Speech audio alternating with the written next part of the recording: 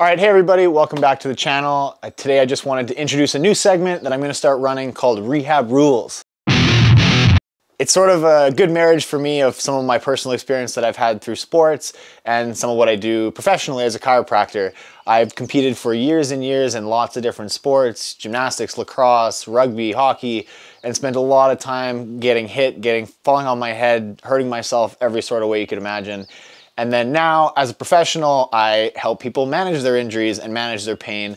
So I think it would be a cool idea to try to help share some of my personal experience and professional experience and give you guys some tips to help manage your pain and little niggling injuries that you may have.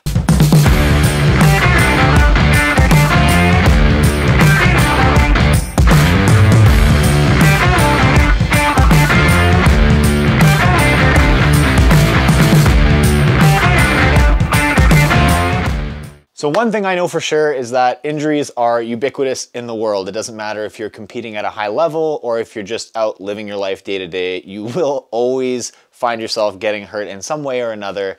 And so I think it's really important that we know the best way to deal with those things.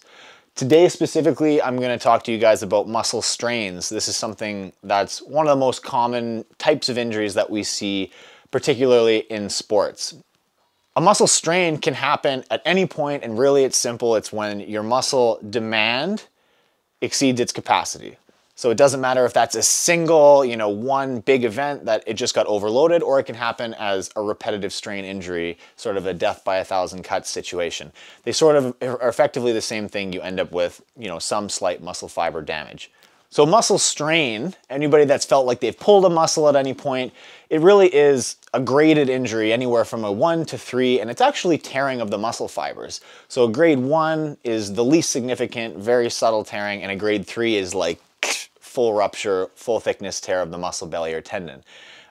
They have varying degrees of significance, obviously, and have a different sort of rehab approach depending on what you're dealing with. The most common we see is grade 1 or grade 2. Typically, a grade 3 significant tear can require surgery. From a rehab perspective, dealing with a muscle strain is pretty simple and straightforward, but requires a little bit of patience. So I'm going to run you guys through some basic principles, and then I'm going to show you how I've used these kind of principles to help me recover from a specific injury that I suffered not that long ago. Now, rehabbing, these are in no particular order, but I'm going to run through them. They're all very important principles when it comes to rehab.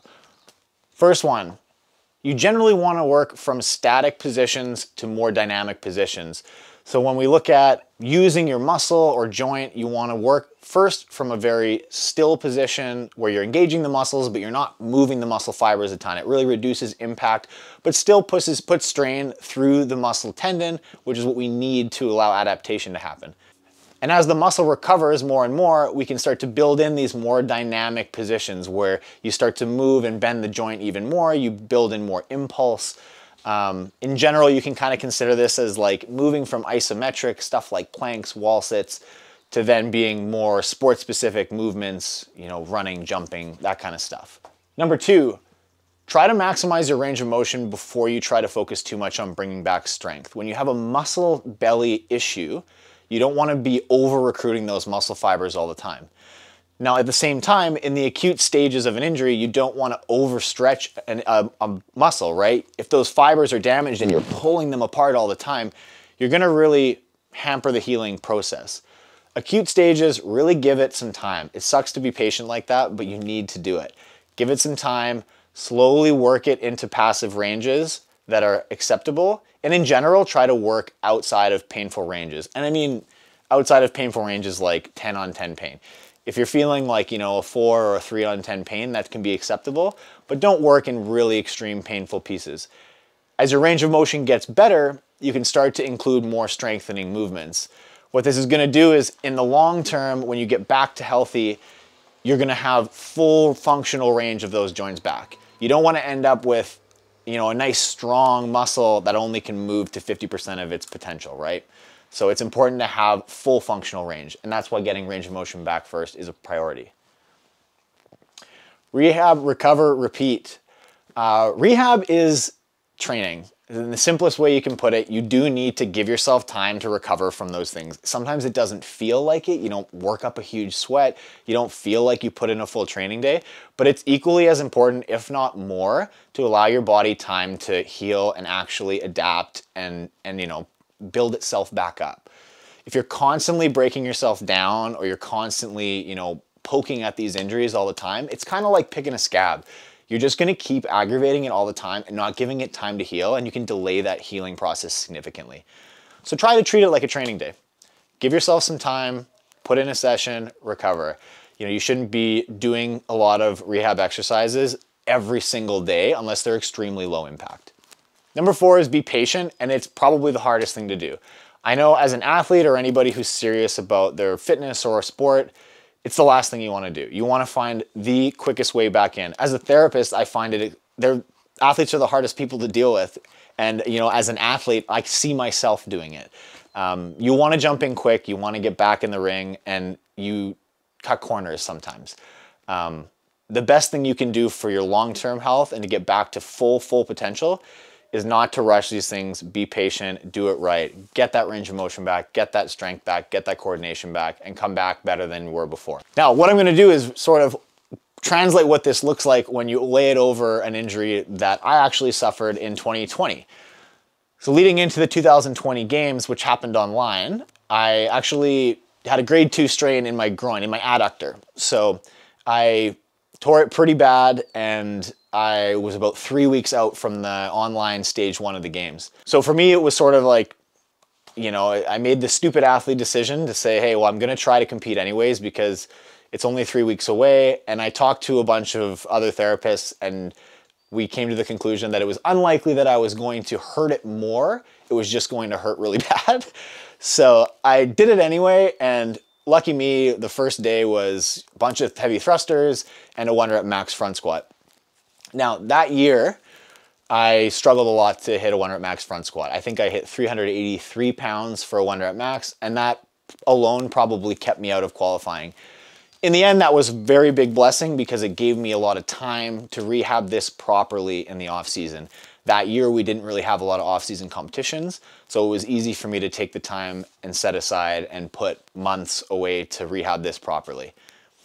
So what I did, starting from very static positions, I did a lot of Copenhagen planks, working planks in different positions with my legs in front, my legs like flexed hip, worked a lot of wall sits, basically anything I could do to recruit my leg muscles in various different positions, but static holding.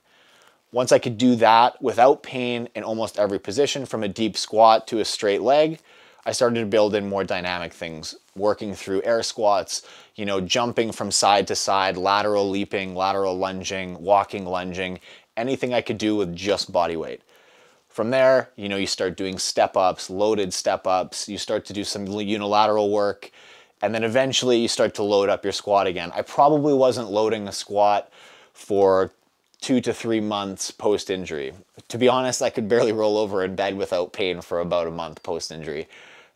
So that was very difficult for me. There's a lot of other things I can do training-wise, but knowing that you're set back quite a lot in what you'd like to be doing in off-season training. The Rehab Recover Repeat, I basically did to death. I did this, basically my only training I did was rehab for several weeks, and then I was, trying to take full days off, which I very rarely would do in a normal scenario, but it pays off in the long run. And as we started to build up, being patient, 7 months later at the quarterfinals, in April of 2021, I hit the 4 rep max front squat at the quarterfinals. I hit 381 for 4, and then I hit 388 for 3, and I missed the last one. So I did 3 reps at 388, where I did 1 rep at 383 in the 2020 games. And so that was probably the first real test where I felt like I was confident again in my squat, and I didn't feel like I had any hesitation. And, that took 7 months to build to that kind of confidence. Knowing that, any positions like lateral movement, fast agility training, heavy loading, didn't matter what it was, Olympic lifting, catching a heavy bar, I was confident again that, that tear was fully healed. So it takes time. It takes time. It takes patience. It takes, you know, a little bit of organization and intelligence. I think one of the best things you can do is get a team to help you look at it and hold you accountable. But, you know, my biggest advantage as an athlete is that I have all this knowledge rattling around in my head. One of my biggest disadvantages is that I don't listen to myself very often. So sometimes I even need somebody else to hold me accountable and tell me, hey, this is what you got to do. Be patient. Don't be stupid. Follow your Rehab 101 and get yourself back right to be strong for the future. So that's our first sort of edition of Rehab Rules, giving you some Rehab 101, some things to think about for muscle strains specifically. We'll come back with some other different types of injuries. I've got a whole myriad of stuff that I could let you roll through that I can use examples from my own athletic experience in my own body. If you guys are interested, throw some stuff in the comments. Let me know what types of injuries you're interested in knowing about. You know, a lot of what I will probably end up doing is things I see really often in the CrossFit space, overuse type injuries, you know, maybe lots of low backs, shoulders, that kind of stuff. But whatever you guys like, let me know. I'm happy to lend a little bit of my knowledge and experience to whatever you guys like. Cheers.